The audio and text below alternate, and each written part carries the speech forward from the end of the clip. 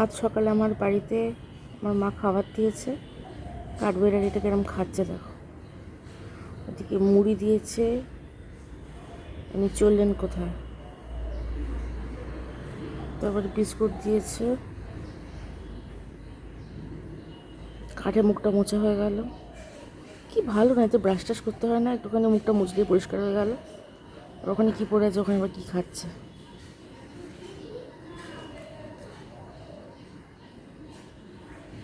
বাগানটা বর্ষা বলে এমনিতে শ্যাওলা হয়ে রয়েছে। ওনারা বন্ধু বান্ধব ভাই বোন বাবা মা নিয়ে এক পাল আসেন, আজকে স্যার একাই এসছেন।